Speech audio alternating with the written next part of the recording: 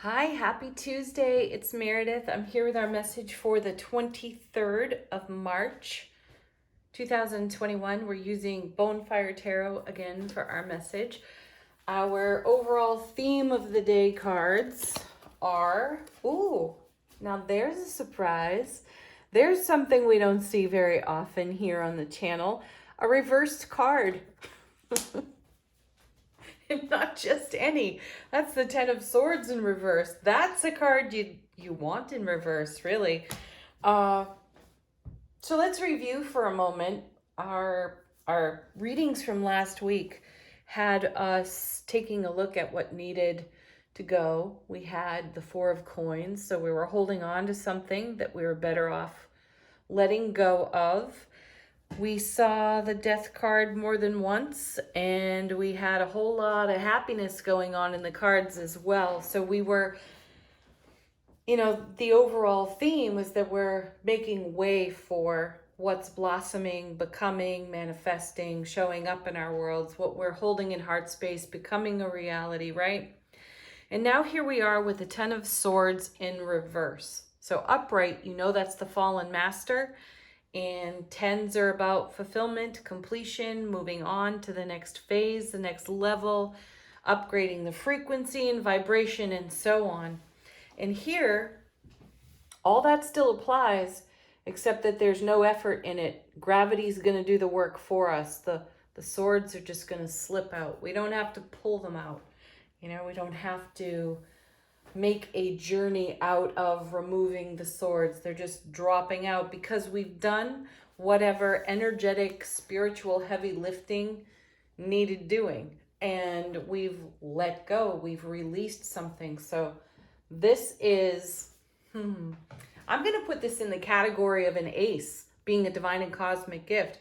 This is the universe giving us a great hand with these swords. Where's it all going? What are we doing with it? Two of Cups, beautiful. There it is. There's the unity. There's the embrace within self in the journey. We saw the Two of Cups quite a bit last week too.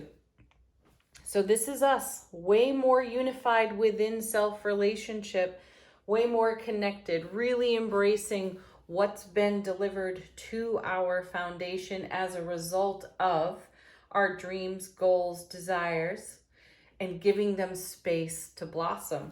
Coming with this.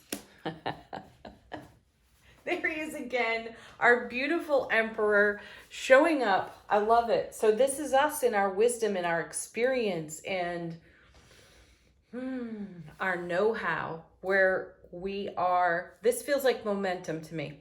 So we are in great momentum from this gravity-fed Ten of Swords experience, embracing ourselves wholeheartedly and embracing all the gifts that are on the foundation that we put there and celebrating that, exchanging that with our priority people, the priority relationships in our world. And we're doing it ever so wisely and passionately. Isn't that fantastic? The Emperor is Aries energy. He's direct fire. He does not hesitate. He sees an opportunity and he steps into the opportunity. He doesn't waste his words, his time, or his energy. Not that we put too much stock in time here, but this is a character of action within the tarot. So there's no hesitation whatsoever for us to embrace what's in front of us. Beautiful. Look at this. And even more beautiful now, we have the High Priestess back again. So she's been a repeat character for us in tarot as well. Lovely to see her here. And I feel as if the connection between the Ten of Swords and the High Priestess is the refreshed or freshened expansion within our intuitive gifts and our willingness to trust and follow that guidance. I also feel that, her message last week was one of discretion. She was suggesting to us in the cards that in those moments, it may not have been wise to speak on our process. or we were sharing in a Two of Cups connection with someone. We were sharing something deeply intimate, which is not something that you're sharing with other people. We're mindful of maintaining discretion of the intimacy exchanged within priority relationships. She comes with the King of Wands now. These two have come out of the deck together. Now, the King of Wands is gregarious and humorous, intelligent, fiery, passionate, a man of action as well as the Emperor, right?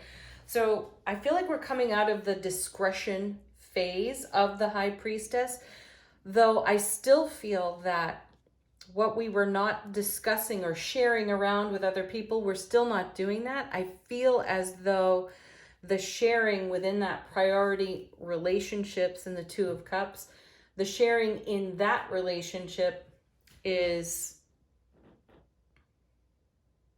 the communication between you and that person is happening more frequently there because of what was, sorry, I'm messing this up a little bit here, having trouble with my words.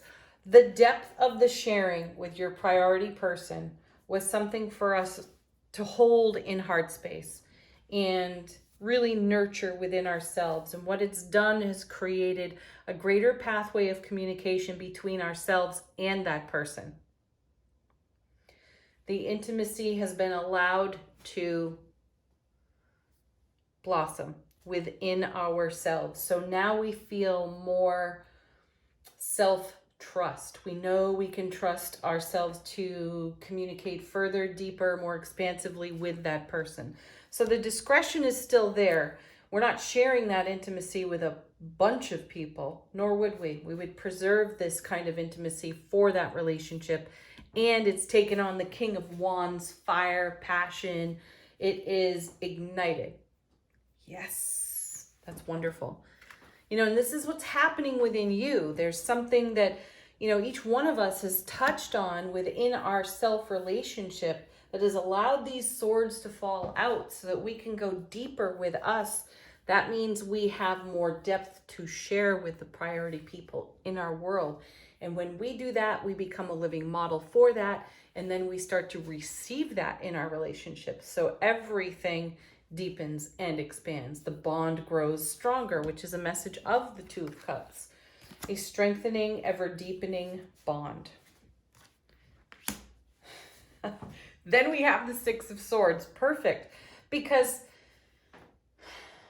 isn't that just like moving on to an even brighter horizon? And perhaps before we didn't know there was a brighter horizon. Perhaps we were so comfortable living with what we were holding in, not realizing there was actually a space to share it and someone to receive it. And now we're there and we're doing that. So it creates a whole new horizon for us, which is connected to the Ten of Swords. There's always a new horizon on the Ten of Swords. Upright or reversed, doesn't matter. We are moving on to something better, and the Six shows us the momentum. I do feel that we're in great motion here. We're going with the flow. Divine order has got our back. And then that comes with the Wheel of Fortune. How perfect, right? Because we've been talking about what's arriving on the foundation, what we have made way for. And I feel like this is such an excellent confirmation of what's going on in our journey. Divine delivery system, taking us into the Six of Wands now. Victory, success, a sense of homecoming within the self. That's so beautiful.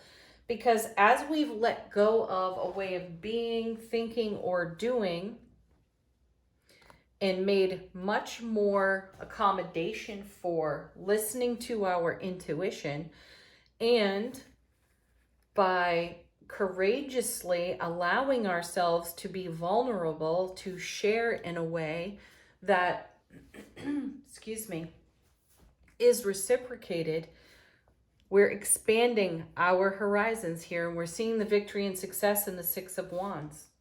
There's harmony, there's balance there, and it does feel like a homecoming. And our last card in this lineup is the Star. Oh, how perfect. Because, as I'm saying, there's a whole new horizon emerging for us. And with that is a whole host of brand new opportunity to broaden our vision, to expand our vision even. So now we're going to start to plant seeds for what's next.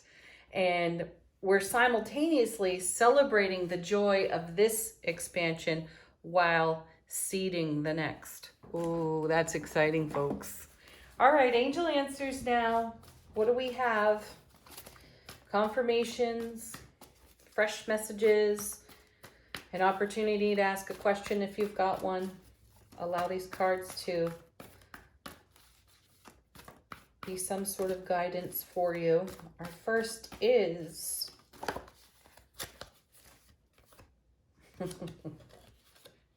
oh, two coming out together. I think we had these last week too. Be assertive. Yeah, this is not a time to allow that momentum to pass you by. We want to be assertive and jump right into that flow and then not stop. Keep going with this, because what's on the horizon is this guiding star over here. And we have the courage, we have the strength, we've embraced our vulnerability, and we are in motion like an emperor and the King of Wands here. We're passionate, we're fiery, we're going for it. And it's spring, so why not? Take action. We're all getting reignited in a new way with the change of season. Go with that flow.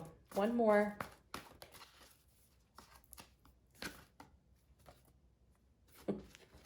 Wow. I know I say this often, there's 40-something cards in this deck. And we still get these on repeat. Anyway, our affirmation for the day today from the Spirit Junkie deck.